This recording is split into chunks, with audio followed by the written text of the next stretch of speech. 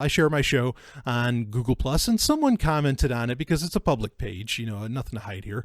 And he kind of, he raised some great points and some great concerns. He said he used to listen to the show. He got tired of kind of the social, the fact that I would kind of bring morality into technology. And I understood what he was saying. He didn't want, he wants to hear tech news and he wants to hear about what to do. And he has a second half to his question of should we be making our own internet? I will get into that in a future episode. But I want to address his point. Why does sovereign tech, why do we bring in these issues of liberty, anarchy, all empathy, all these different areas into science and technology? And to address this, I don't think I have the words. I don't think I can say it as well as a personal hero of mine could say it. And the personal hero that I'm going to conjure up is Carl Sagan. And actually, I'd like to dedicate this entire show. In fact, Sovereign Tech in its entirety could be dedicated to Carl Sagan. But this show in particular, Carl Sagan died in, I believe, 1996 on December 20th, which was just yesterday. And so I consider it a great honor to have him speaking, obviously from a recording, no duh, but to have him speaking on Sovereign Tech. And so here we go. My feeling, Charlie, is that it's not that pseudoscience and superstition and New Age so-called beliefs and fundamentalist zealotry are something new. They've been with us for as long as we've been human. But we live in an age based on science and technology with formidable technological powers.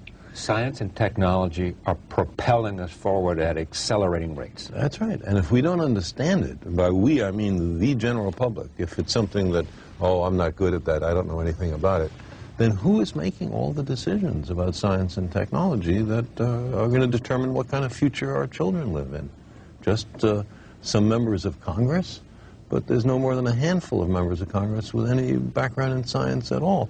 And the Republican Congress has just abolished its own Office of Technology Assessment, the organization that gave them bipartisan and competent advice on science and technology. They say, we don't want to know. Don't tell us about science and technology. Surprising. It's the danger of all this. I mean, this is not the thing that... There's two kinds of dangers. One is what I just talked about, that we've arranged a society based on science and technology, in which nobody understands anything about science and technology. And this combustible mixture of ignorance and power, sooner or later, is going to blow up in our faces. I mean, who is running the science and technology in a democracy if the people don't know anything about it? And the second reason that I'm worried about this is that science is more than a body of knowledge. It's a way of thinking, a way of skeptically interrogating the universe with a fine understanding of human fallibility.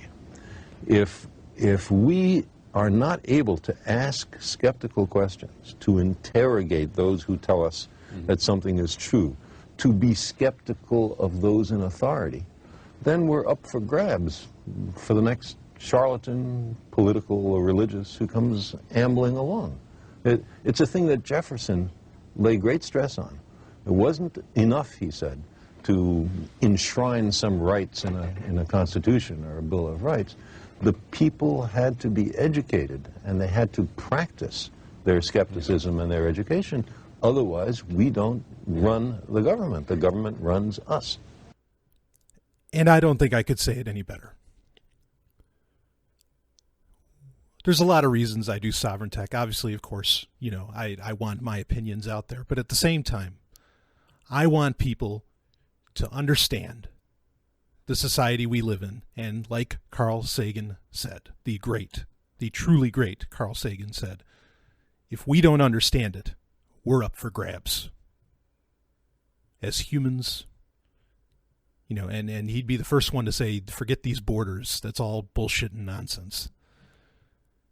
Morality, the social aspects of science and technology are just as important as any other aspect of science and technology. It may be the most important part, because like Carl Sagan said, if we don't understand it, then the person that does is going to end up ruling you. And I don't know about you, but I'm an anarchist, and I don't want to be ruled, nor do I want to rule anyone else. So it's very, very important that we know about these things, and that we know about them with the proper context, and with an important attitude, that being, the anarchist attitude, the non-hierarchical attitude. That's all I really mean by anarchy is, non-hierarchy. One person isn't above the other. So thank you, Carl Sagan, for saying that. Very powerful words from a genuine inspiration of mine. And in fact, actually, I had mentioned I did a podcasting special a little while back, and I believe in that I mentioned that, I really, as far as my style, how I like to present things, showing science and technology with a good understanding of history, I totally took that from, was totally inspired from Carl Sagan. So anyway, great honor, great man, truly missed, died 17 years ago on December 20th. It's great to, I'm more than honored to play any words from that man. Anyway, so to understand, let's get right to it, to our main story, which is going to cross segments here.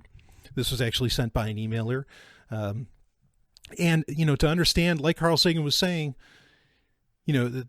we won't be in control of the government will be in control of us. Well, here's an area where maybe we can look into and see the history of the government and technology, a good long history.